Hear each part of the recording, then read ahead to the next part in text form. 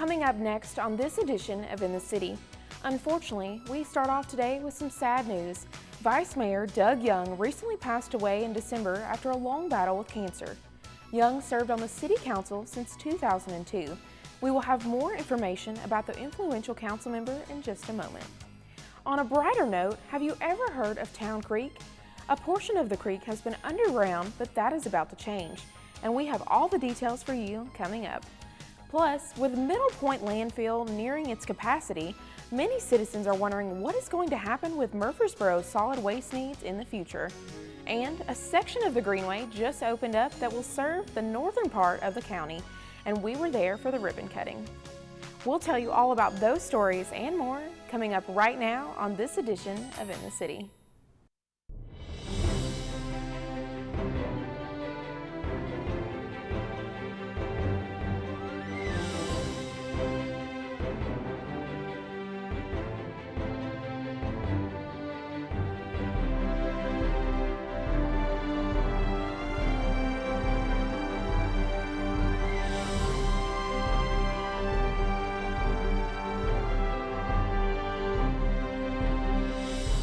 Welcome to another edition of In the City, your source for what's happening right here in the city of Murfreesboro. I'm Cecilia Herrell.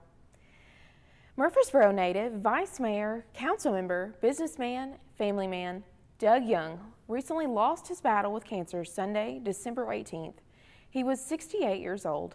Young was elected to the Murfreesboro City Council in 2002 and was elected Vice Mayor in 2014.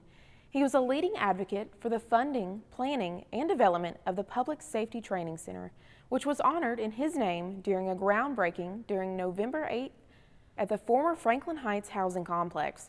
The Rutherford County Chamber of Commerce recently named Doug Young as the inaugural recipient of a Lifetime Achievement Award named in his honor. Young was also the owner of City Tile and Floor Covering Company since 1973. Young was a fixture in the community and helped shape Murfreesboro through his leadership and service. Young served as a member of the Rutherford County Chamber of Commerce, Main Street Board of Directors, the Blue Raider Athletic Association. He also served as a chairman of the MTSU College of Liberal Arts Advisory and Murfreesboro City Schools Foundation Boards, vice chair of the Murfreesboro Planning Commission, past chair of the Murfreesboro Board of Zoning Appeals, and a member of the St. Clair Senior Center Advisory Board and Urban Environmental Commission. Young attended Hopgood Elementary School and graduated from Murfreesboro Central High School. He earned a bachelor's degree from MTSU in 1971. He was commissioned as a second lieutenant in the U.S. Army and served in military intelligence from 1971 to 1973. Young was a lifelong member of the First Presbyterian Church of Murfreesboro. Young served as a ruling elder and Sunday school instructor. Young is survived by his wife of 45 years, Susan, and 3 children, Andrew Young, Julie Young Clark, and Matthew Young, and 4 grandchildren, Catherine and Anna Clark, and Reesley and Ellie Young. He will truly be missed here at the city. A creek that has been underground since the 1950s is hopefully going to come back to the surface thanks to a study to revitalize downtown. The Murfreesboro City Council voted to authorize Griggs & Maloney Engineering to conduct planning and design of daylighting Town Creek from Murphy Springs Culvert near the Discovery Center to South Church Street near Broad Street. Town Creek currently flows in underground concrete culverts and a series of corrugated metal pipes from Murphy Springs to Cannonsburg Village before emptying into Lytle Creek. Town Creek was placed in culverts as part of the development and redevelopment projects in the 1950s and 1960s. Murfreesboro Assistant City Engineer Sam Huddleston addresses the City Council about this project. This is the intersection of Church Street and Broad Street. The blue arrows there show the current location of the Town Creek conveyance. And if you'll recall, we purchased the 3 parcels there in September with the idea that it would give us a lot more flexibility in our design to address the failing infrastructure there in that section of the Town Creek conveyance.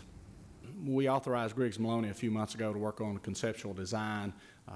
Here is a concept of what they have in mind with some open daylighted sections as well as some sections in culvert and I'll trace that for you right here. This part here would be culverted. This stretch here would be open. Again, a culvert here to maintain the access to McDonald's, and then this particular portion would be open as well.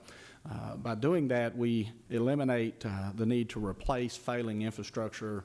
If you'll recall, we've had some failures in our very large culverts out there. And there's also the environmental benefit of restoring a stream, which was placed in culverts in the 1950s and 60s. Daylighting a stream means it will be changed to its natural condition. An above-ground channel, like a stream would normally look in a natural setting, and like Town Creek was before the 1950s. By daylighting the stream, it can be credited for stream mitigation with the Tennessee Department of Environment and Conservation. Huddleston explains. Griggs & Maloney's conceptual design includes this concept, and that's what we're going to try to reinstall there in the parts that are outside of the culverted sections.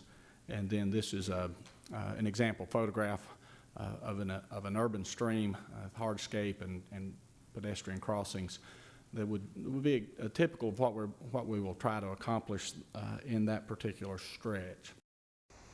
According to previous engineering inspections, the culverts are in poor condition and in need of repair or replacement. In 2007, a portion of the culvert system failed in the former KFC parking lot and had to be replaced. Griggs & Maloney has proposed abandoning the pipe and culvert infrastructure and daylighting Town Creek rather than replacing the existing storm drainage structures. The Historic Bottoms Planning Study that the city had been conducting recommends daylighting Town Creek and extending the Lytle Creek Greenway to the Discovery Center. This would be another amenity that would draw people downtown and connect two gems in our parks and recreation facilities, Cannonsburg Village and Murfree Springs. The cost for the design phase would be divided between the stormwater utility fee and Cherry Lane Phase 2 design, which is funded from loan proceeds. Construction costs for future phases of the project would likely have a similar split. It is anticipated that work on daylighting Town Creek could begin in the summer of 2017. The beauty of this project as we have it conceived today is that we will replace failing infrastructure with an open stream, but we can also get stream mitigation credits, which we will need for construction of Cherry Lane Phase 2. Mr. Maloney and I were looking at that this afternoon, and we estimate about 300 feet of stream mitigation credits will be required for the construction of Cherry Lane Phase 2, which is projected to start in about 2 to 3 years. Do you think there will be potential to have a walking path alongside it? To answer your question, Mr. Smotherman, that's exactly an element that we'll include in that. What I did not expand in the design proposals, we've asked Griggs & Maloney to include those elements along the path that we would really see connecting the corner of Church and Broad Street back up to Murfree Springs. So go ahead and include those in design. Once it comes that time, we'll be able to talk with city management about funding that particular element, but certainly the pedestrian elements, a pedestrian bridge crossing the creek is part of what we've envisioned. I think that it's almost a requirement that we go ahead and start looking pretty aggressively at that, as well as the other side of Church Street. The sooner the better, I think, because it'll really help stimulate the development, I think, of the Bottoms project as far as getting it going off to a good start. We've been very pleased with the attention that Town Creek has gotten in the Bottoms study. And I think, again, to call attention to the gems that we have with Cannonsburg and the Lytle Creek Trail, as well as Murfree Springs and Discovery Center, and then being able to link those with a pedestrian connection has a lot of merit. The landfill that services Rutherford County is nearing capacity, so all the local governments have put together a solid waste advisory committee to come up with a solution. And the first meeting recently took place. A very, very, very important journey. And it might be sort of the first time we've really done this. Every jurisdiction in the county is represented sitting here tonight, which is a wonderful thing. And that just tells you what an important issue we're trying to discuss here. Where are we going in 7 or 8 or 9, 10 years, ever how many years it turns out, before we don't have the ability to continue to deposit our waste in the Middle Point landfill. We really need to talk about what's happening in the future. You know, we don't want to be the group to kick the can down the road and not do anything. And we've had to make some really tough decisions in Murfreesboro. We spend roughly $5.5 million a year picking up trash. And the numbers that we have heard that it could cost us double that moving forward in the future. So under Mayor Burgess's leadership, city leadership, and so excited to have all the jurisdictions represented. I'd like to just say we're very pleased to be working with you and honored to be working with you to help create a vision for the county and the cities in the county on a strategy for solid waste. You're looking at some challenges going forward that we will talk about and trying to create a path for a sustainable future, a financially viable future, and one that meets your goals is one we're helping to work with you on to craft and recommend back to the governing bodies.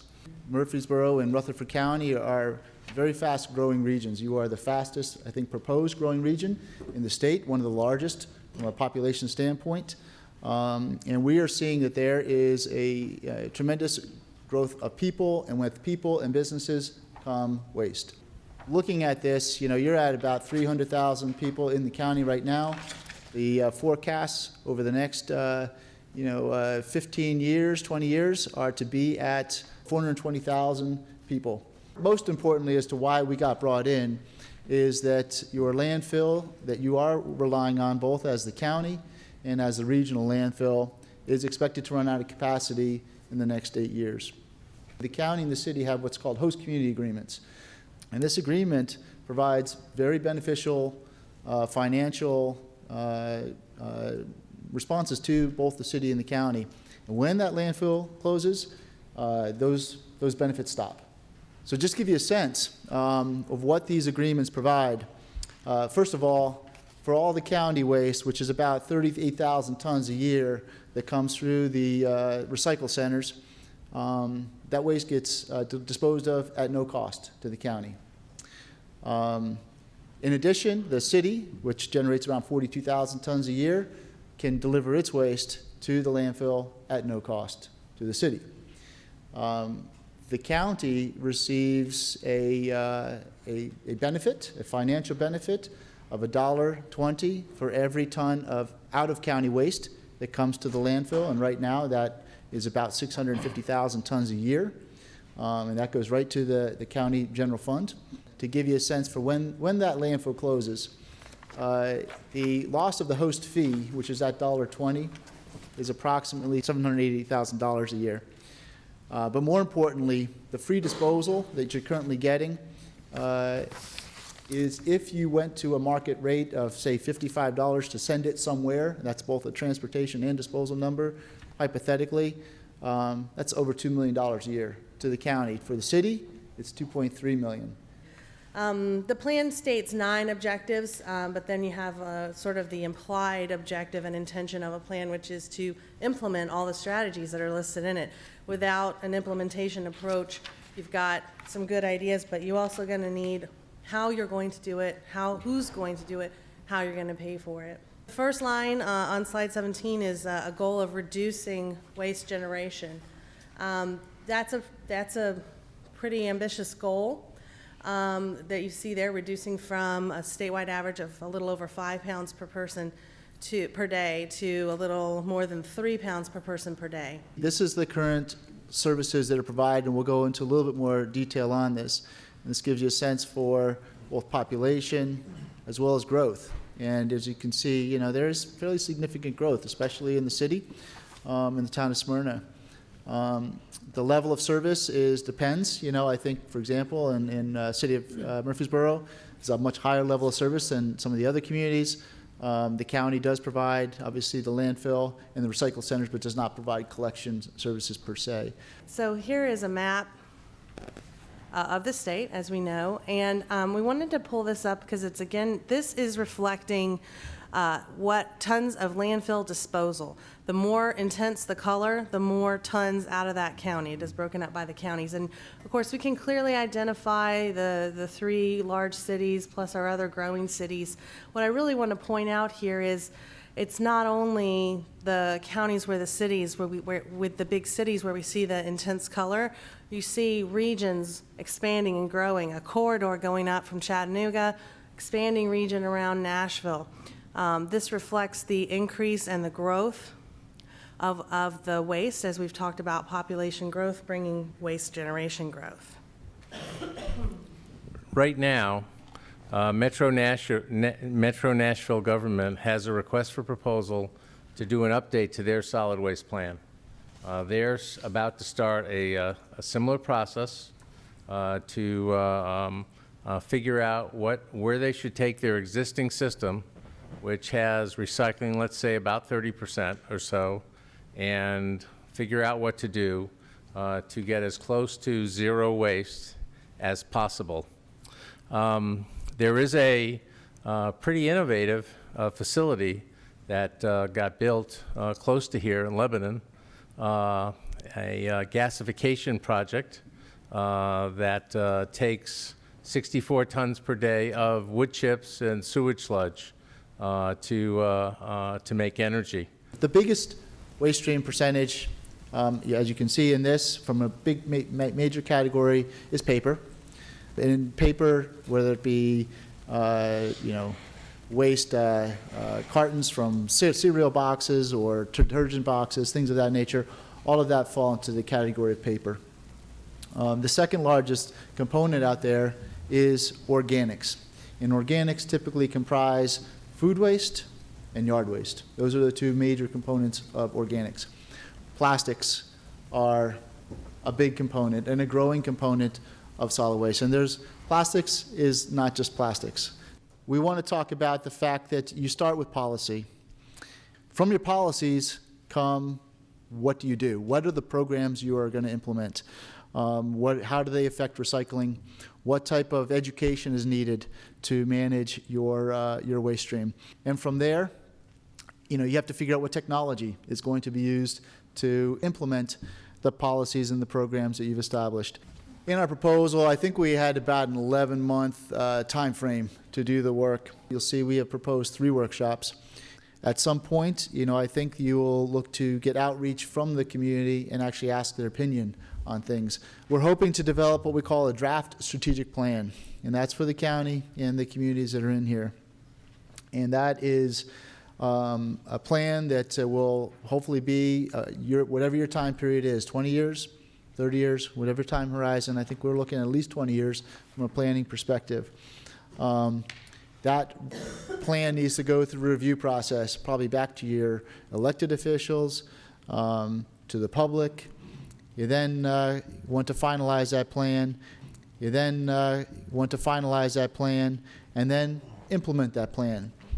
So we appreciate you spending your time and the time that you're going to spend over really the next year in helping study, not only study, but hopefully make a recommendation and also see this through implementation. So we really appreciate it. Can't tell you how much we appreciate you spending your time and look forward to meaningful dialogue in the many months to come.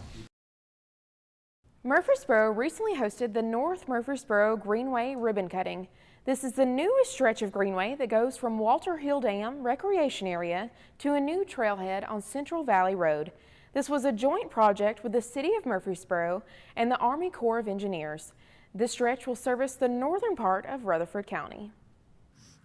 I've been all over the world, been to Afghanistan, been to Iraq, been to Bosnia, been stationed throughout the United States. But I will tell you, I tell this to the folks in the district, Tennessee is a special place in the United States. And we are truly blessed. I appreciated the prayer because God has been good. And I look at a project like this, and this is just one of those examples that really excites me as a commander to come out to see where the Corps of Engineers, who is here to serve the nation. We built the Pentagon, we built the Washington Monument, but where we come and we partner with local communities and we bring something to fruition like this that will, benefit families, children, lovers of nature, horses. Just about every day when it's a lot warmer than it is right now, I ride my bicycle past this loop. There's a 25-mile loop out here called the Leanna Loop. So I got to watch all of this under construction. And I want to say without the help of and the vision of Congressman Gordon, our Greenway trail system would not be here in Murfreesboro, and you see how many people that are on that system on a daily basis. We want to thank you. We want to thank Congressman Desjardins' office, Tina. Please send our remarks back. I know he's busy right now in Washington, but we want to let you know that how much that we appreciate our delegation's help. And anytime on the weekend or during the weekdays that you go out and you see the people that are on our Greenway, I can tell you it is extremely well used and utilized. Last but not least, this is a great example of a partnership with the Corps that we can show how that we all work together for the greater good of our community, not just Murfreesboro, but for the many people who use this that are in our region and for our country. I remember one of the very first big projects that we started talking about was the Murfreesboro Greenway system. And talk about eating your words. I've been doing it for 20 plus years now because I thought, we're spending how much to put a sidewalk next to the river? I didn't get it. And I walk by now, and I live near one of the Greenway systems, and I truly think this is the crown jewel of our Parks and Rec system. It's utilized by every range of citizen that we have. You can't say that for every facility other than the Greenway. So I'm thrilled to have it. I want to thank the Corps, Colonel Murphy. We were talking before the ceremony started. It's been a long and fruitful partnership, and one that we've thoroughly enjoyed on every project, and we appreciate you guys being there with us along the way. Thank you for being a great partner with our city, not only this Greenway, other Greenways, and Discovery Center, Children's Discovery Center. You have really improved the quality of life of our community, and in turn, you've made our community better understand waterways, wetlands, and so it's been, I think, a good two-way street. And also, Mayor and City Council members, thank you. If you hadn't partnered with this, it wouldn't have worked. And Dee, you mentioned Joe B. Jackson. I remember when after being elected in 1984, one of my dreams was to have a linear park that would go through Murfreesboro, connect some of our historic and our natural resources, and do it through some of this area that is sort of thrown away, so, the floodplains. And fortunately, Mayor Jackson was probably the only one that did. I don't know that he was patronizing me, or at least he agreed with it, but he stuck there. 10 years later, it took 10 years that we opened up Thompson Lane, and then, as you say, people see it, they know it, and I think we're off to the races now. 3, 2, 1.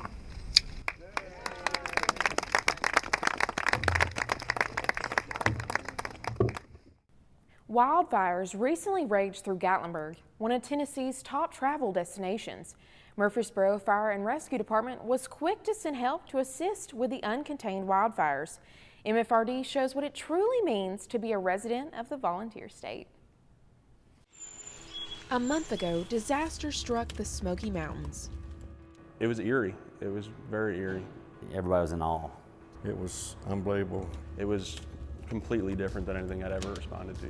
Those are just a few of the words used to describe the wildfires that scorched the tourist town of Gatlinburg, Tennessee. The wildfires took the lives of 14 people, injured hundreds, and damaged thousands of structures and homes, totaling over $500 million in damages. Over 50 personnel from the Murfreesboro Fire and Rescue Department went to Gatlinburg to help battle the wildfires. I was lucky enough to talk to a few of them and hear about their experiences. We're used to seeing a home or two, maybe destroyed by fire, but not blocks at a time. So it was evacuated, so it was really weird for people that had been to Gatlinburg before, and the crowds and the traffic, to just see it completely evacuated. People's lost their lives in this particular fire, and all the wildlife that probably lost their lives and stuff. It was very emotional. At one point, we went to go fill bottles at the Gatlinburg station, and we realized that 2 of the fire personnel there had lost everything, but they were still at work. So it was pretty neat to kind of see how dedicated they were and just to the job, which, all of us would be. It's what we love to do. After we had finished fire operations, I believe it was that Tuesday evening, we had actually gotten together to go out somewhere to eat. And when we walked in, we were talking to people from Gatlinburg and Pigeon Forge. Some of them had lost literally everything. You know, the clothes they were wearing were the only thing they had left. Just to hear some of their stories, it was just moving. And then on top of that, they're thanking us for being there. You know, we didn't deserve that. We're there to do what it is we do on a daily basis. We're there to help out. We didn't need their thanks or anything else for that matter. We were there for them, but at the same time, they're there supporting us. It was rather inspiring, to be honest, seeing how people in Gatlinburg were making it through such a, tough time, losing everything. The fire started due to a lit match being tossed on the Chimney Tops Trail on November 23rd. With no rain and strong winds, the fire destroyed over 17,000 acres and threatened the diverse wildlife population and their habitats. 2 teenage boys have since been arrested on charges of aggravated arson. While the fires may be over, the recovery phase is just beginning. Reporting for CityTV, I'm Cecilia Herrell. Now that the holidays are over, many people are left wondering what to do with those Christmas trees. You can actually drop off your trees to recycle them at Cannonsburg Village or the City of Murfreesboro Public Works Facility, which is located on 4765 Florence Road. Both of these locations will be accepting trees until January 16th. For more information about recycling your tree, please call 615-893-3681.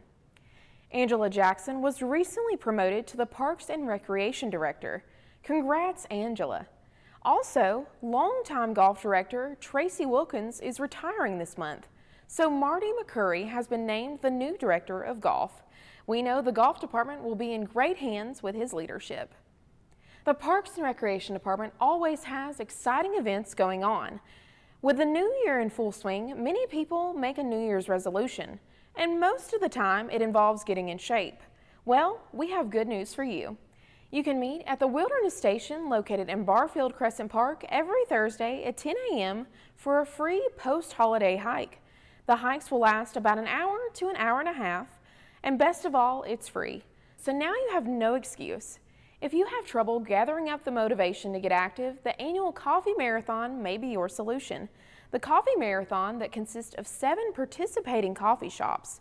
You can run or walk these 7 routes, and once you complete the marathon, you receive a unique coffee mug and a car decal to celebrate.